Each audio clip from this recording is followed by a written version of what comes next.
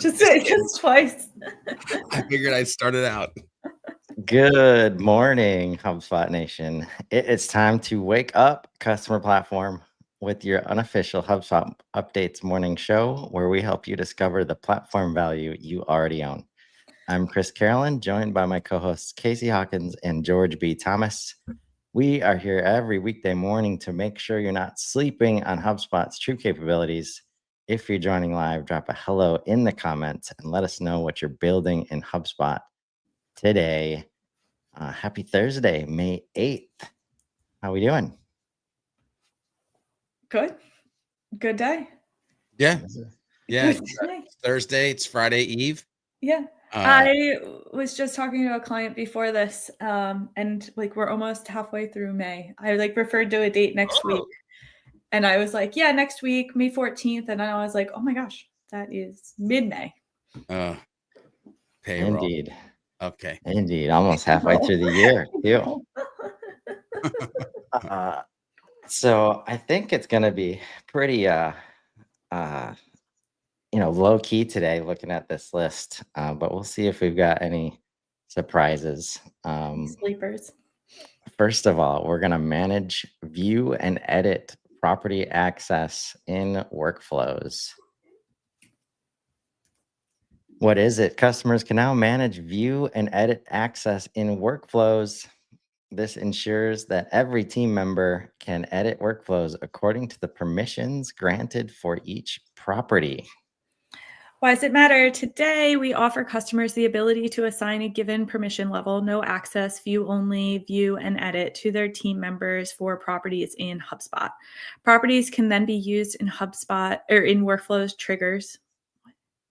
And actions ensuring properties used in workflows can be viewed and or edited by team members with the authorized level of access to the properties is crucial. The enforcement of field level permissions in workflows will help you ensure data security and avoid unexpected data manipulation. I got lost somewhere in there, but we made it out. Nothing about this, but where my brain went for some reason this morning when we started reading this. Can you imagine a world, because we have the user object, can you imagine a world where you could do a user workflow where it's an onboarding workflow and it just automatically sets permissions and things for you based on whatever you set as they're kind of coming into the system, or imagine if a user did something that was tweet 5-yard penalty, and all of a sudden a workflow would fire and just shut their stuff down. Anyway, I wonder if we'll ever get to stuff like that inside of the portal. I think we are. A couple of weeks ago, Willem and I talked about what onboarding is going to look like when you just connect the systems and the sales rep or whoever just starts talking to HubSpot. And this, as you bring that up, HubSpot's can be like, what is it you do here? And then based on that, set up the permissions. Yeah. End of year. Anything's better than logging into a new portal and being like, sales, marketing. Do you kind of know it? It'd be great if you could log into the portal and be like, oh, Ish, you're George B. Thomas. We know who you are. We don't need to give you any pop-ups, and we're going to turn all that stuff off. That would be great. Anyway. Sometimes it would be. Number 2, you know what? Go back, because I still don't fully understand. I'm confused. I thought this was I thought this was the update. We saw a coming soon update, but this doesn't seem. So let's go through just real quick, because I can help. The same thing, doesn't it? No. How does it work? For non-super admin users who are granted no access to a property, their access to this property is restricted in workflows. So when a user attempts to create a workflows trigger and or action that references a property they don't have access to, they will not be able to select the property and instead will be prompted with a message as shown below. Okay, so this is actually using other object properties. and adding a permission layer. Yeah, it's just for almost like you workflows. have like these god, demigod, and like human properties, and you, sir, are allowed to use the human properties, but you're not allowed to use the god properties. Those are for us super admin humans. Like it's almost like that vibe. Yeah. If I an have exist- actually used this as a workaround to edit a property before that I didn't have access to. So There you go. I don't think that's somebody in Loophole HubSpot closed. right now is like, what? Yeah, loophole has been closed.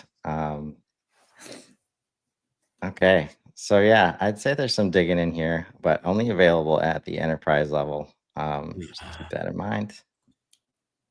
Number 2, Shopify app update, e-commerce customer CRM card. What is it? The Shopify Data Sync app for HubSpot has been updated with a new Shopify CRM card that provides a comprehensive, unified view of your e-commerce customers. You can now see total orders, average order value, product views, and sales trends directly under the Overview tab in the middle column of a contact record in HubSpot. they changed the format, but everything's fine. Why does it matter? You'll save time by viewing customer purchase data without switching between systems or building manual reports. The visual sales graph helps you spot buying patterns instantly, while AI-powered insights highlight key takeaways about each customer's behavior. Nice. I have seen this in action, and even if you don't have Shopify, just kind of drink it in as what we should be able to see for all of our customers on these records, as far as something bought somewhere else or managed in a different system, and we're bringing it into HubSpot. This quote to cash, like revenue visibility for the whole life cycle, is what this is signaling. These orders happen to be done in Shopify, but when we think about the orders object and other ways that revenue is being generated, possibly outside of HubSpot, it's getting easier than ever to bring that into HubSpot, because the sales team and all the customer facing teams want this kind of visibility when they're handling customer stuff. Are you trying to say ERP without saying ERP? Is that what you're trying to do? I'm just wondering. Something like that. ERP, e-commerce, accounting, however you process orders that don't go through your sales team. I usually process my order at like Burger King. Sometimes Kentucky there you Fried. go. We'll get some of that in here too. Yeah, there we go. It wouldn't be hard, because almost every customized CRM card that we look at, the examples that show are some kind of food ordering, process. Right. Just to show how powerful this stuff is. Are hungry. Apply activity logging defaults to external emails. Medium impact private beta right now. What is it? This update extends the default logging rules to all one-to-one emails that get logged to a record. User will now see the same set of associations when logging emails from the contact record or with their connected email. Why does it matter? In 2024, we made it possible for admins to set up default logging rules for emails logged on a record page. This was a great start, but led to immediate confusion about why the rules weren't applying to emails logged from external sources. With this update, users will get consistent logging experience for all one-to-one emails.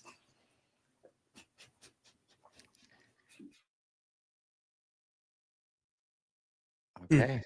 All right.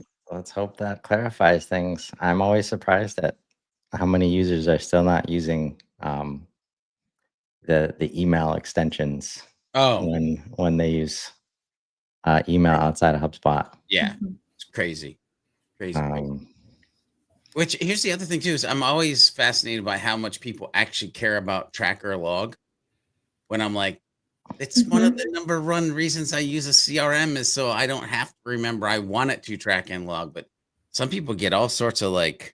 So it's going to track everything, George? Yeah. Oh my God. Who cares? I mean, you were talking about ants the other day next to your iPhone, and then all of a sudden you saw ant ads. Like, Who cares? Anyway. And maybe we shouldn't be sending those emails that we don't want other people to be seeing. Yeah. Maybe that should come from your hotpants89@gmail.com instead of your business email. I'm just saying. Oh, stage calculated properties. Those are 3 really powerful words put together. Medium impact. Oh man, they give us nothing here. Wow. What is it? Introducing stage calculated properties for the service object, similar to what we already have for deals, tickets, and leads. Why does it matter? This will help you better understand how the service object is progressing, showing the amount of time the service object spends in each of your stages. They can also be used in views, lists, workflows, and reports. Okay, I get it. Oh, wow. This is right on time. I need this for a project. We are about to build some properties for the service object.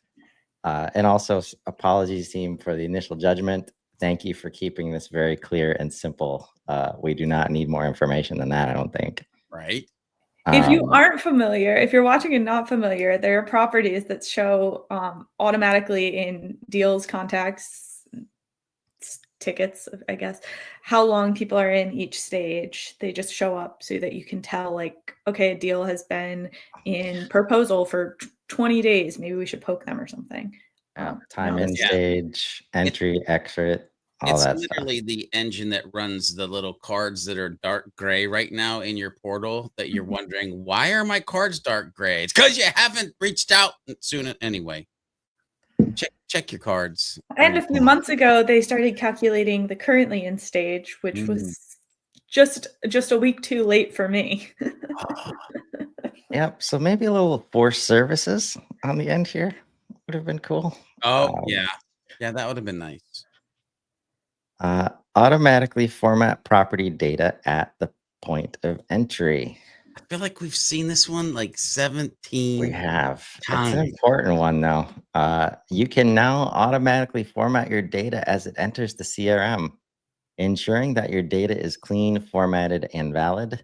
This formatting will apply when users edit properties manually or import into properties.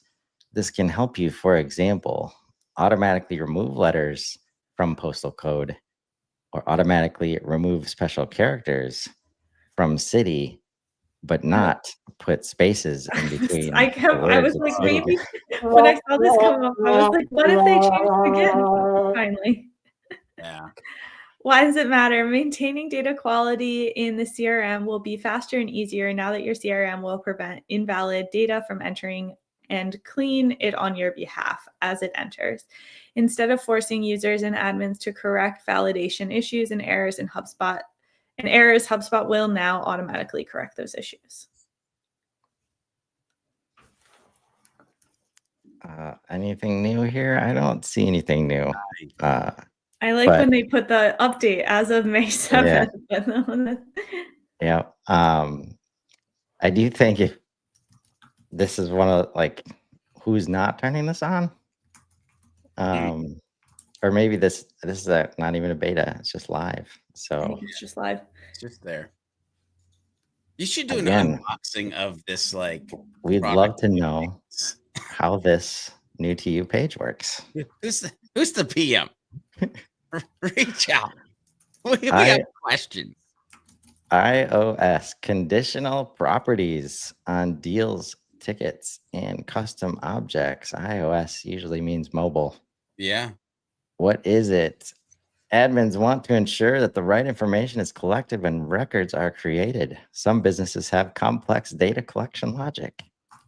Conditional properties help simplify record creation for the end user by showing properties only when they're needed. iOS users will now see conditional properties that their portal admins have configured on deals, tickets, and custom objects. Why does it matter? Admins can set conditional logic for properties which are triggered when users set certain values during record creation or when manually updating property values for existing records. These customizations will now be reflected on mobile. Interesting. So it's been there just in general, but now you're let's be real clear here. On mobile, iOS. Mhm. So not probably Android yet, or maybe Android has already had it. I don't know. It's usually not that route. It usually is iOS first and Android historically, but this is cool. Yeah, step in the right direction. Again, probably one of those little things that may have gotten in the way of adoption previously. If you have different team members using mobile and some using desktop, Yeah. we don't want different experiences between those users, especially when we've done the work to set up conditional properties. Yeah. This actually came up on the admin hug on Tuesday. Visibility, not confusing our team. So I have a question Definitely before you helps. go to this. I have a question before you go. Are you the type of person that right now would plug this phone in because it's at 62%, or would you let it continue to drain a little bit more? I have gotten in the really good habit of just plugging my phone in at the end of every day, Oh, there you go. and then I never have to worry about this There you go. guy. At 62% is making me a little bit anxious. I'm just saying. Okay. Yeah. So George, Not is one of your those phone guys. on the charger at all times? It's sitting over there on the charger right now. Yeah. My father-in-law is like that. 62%? No, that won't work. Yeah, that doesn't work. When my kids will get down to 10 and 5%, and I'm like, like, what are you doing? Anyway. I will. My husband, I drive him nuts. He's always like, "Why is your phone dying?" I was Yeah. like, "Oh, Yeah. get to it." Yep. Definitely no mechanisms that I usually use during the day to charge. So if it I misses don't the night either. before, it's Oh. gonna go low. Oh man. George is about to leave the Deep- show. He's like, "I didn't know I was deep with breath. Ethan." I Let me might go need check a my minute. phone. Deep breaths, George. Access data quality insights from property settings. What is it? You'll now be able to access data quality insights from the Data Quality Command Center in property settings. You can view a list of property issues, including duplicates, unused, or those missing data completely, so that you can troubleshoot problems. You can understand whether there are data quality issues for a specific property in context of the property editing experience, so you can set up the right validations or logic. You can visualize property data sources when editing a property, giving you insight into how the property is being used so that you can tweak your property setup. Why does it matter? You'll be able to make more informed in-context decisions about how to set up and maintain your property data model, set up formatting rules for properties like name or email in context, monitor sources of property updates to inform decisions about property permissioning and validation, set up monitoring for property anomalies right after creating a property. I like this update. Yeah, I'm about to lose my mind on this screenshot, but yeah, I like the update. 149 properties have no data. Why are they there? Speaking of the work it required to set up conditional properties, this is one of those things that'll help when you get those super complex requests. Like, oh, it'd be nice if we could see this, and then if we click this thing, then this happens, but we don't see it unless that happens. And then you can say, well, if people start using that property, I'm happy to set up that stuff. But nobody's using it, so maybe we need to figure out a different way. Very cool to have this contextual experience when doing these extra layers of property setup. So this is the kind of stuff I said in the beginning when people were like worried about I think mouse travel, like having instead of the sidebar and like you have to go all the way across the screen and there's a bunch of empty space. Having this full page allows for this experience of just designing more into the content, the property creation experience, because we can't do this in a sidebar, folks. I can tell you that. So very cool. Taking advantage of that real estate. New card, message analytics in the help desk summary tab. Maybe some of these PMs are just starting to game the system so that we can talk about it every day. Right. What is it? You can now monitor operational health of your help desk by reviewing message analytics right in your help desk summary tab. These new analytics are designed to empower leaders of support teams with actionable data, driving better decision-making and enhancing our overall support operations. Why does it matter? Ticket complexity varies ticket by ticket. The number of messages sent by customer and support reps is an indication of how complex a ticket is. Understanding key message analytics of today's messages is key information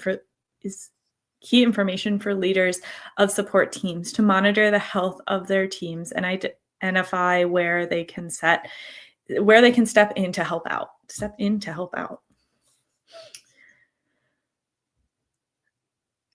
Pretty straightforward. Users with a paid Service Hub Pro seat and or paid Service Hub Enterprise seat. So hopefully the leaders have those seats. Because they might not always have those seats. Also came up on the Tuesday hug with Andy Petrie. Yep. Great when we can see stuff like that for sure. Lastly, for today, introducing Academy profiles. After World Certification Week, HubSpot Academy is excited to announce a new profile that will house all of your achievements, certifications, and badges you earn on Academy. You can now easily locate and share your accomplishments with your teammates all in one place. The way I have your screen up, Chris, teammates is like kind of blurry, and so I thought it said roommates. I was like, what a weird choice of but why does this matter? This new profile provides a centralized location for all of your Academy achievements, making it easier than ever to track your progress and showcase your expertise. You can also share your profile with your teammates to inspire them and encourage their own learning journeys. This replaces connect.com, right? Or whatever it was. We did see things like this. We have seen things like this on connect.com. And as they wind that, as they sunset that, I do expect more things like this to show up in Academy and community and other places that it makes sense. One request, though. One? Only one? The product usage, George. We've got CMS Hub and Content Hub and no Commerce Hub. Can we just maybe align there on the major hubs available in HubSpot? Yeah. The other thing too, I was super confused. Like, you see how it says product manager joined May 2023 for Joe Daly here. Mine says joined May 2022. And I was like, man, I joined HubSpot Academy in 2013, brother. But it's actually pulling the company details from LinkedIn saying that we started Sidekick Strategies in 2022. And I'm like, that has nothing to do with my educational journey. Can that date be the length in which I've been watching your videos? Anyway, just my thoughts. Either way, more visibility is nice. Moving away from the long string of 50 little circles that we have to click into and hover over to see how our team's doing, and what we need to be updating on our own.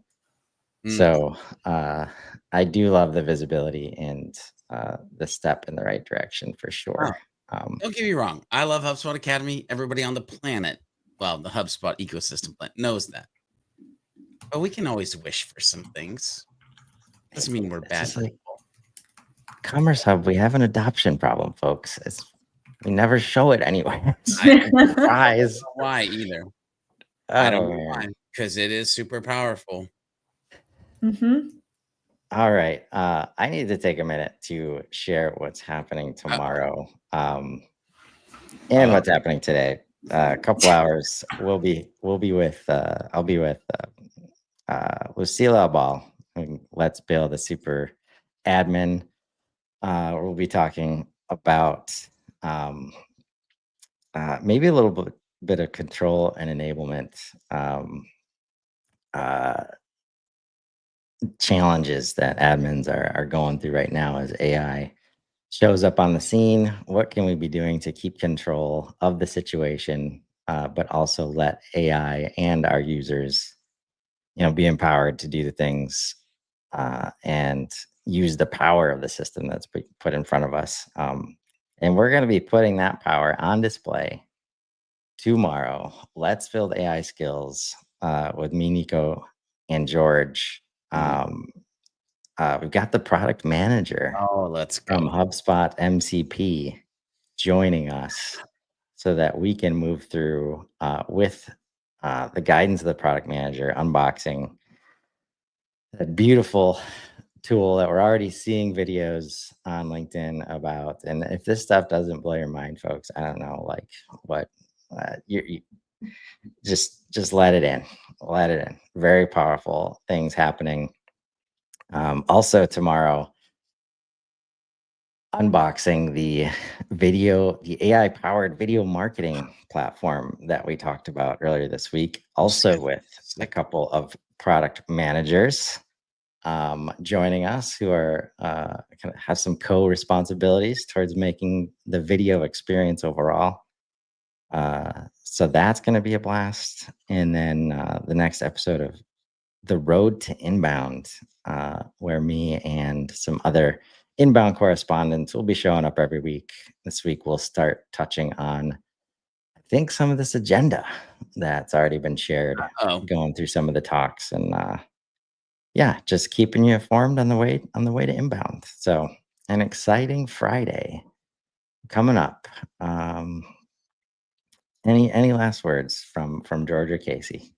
I'm just wondering if it's a viable excuse to call off for a sick day based on I want to watch Chris's videos tomorrow.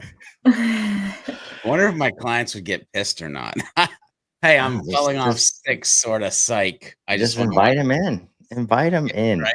Like, let's all just take a day to enjoy some HubSpot education.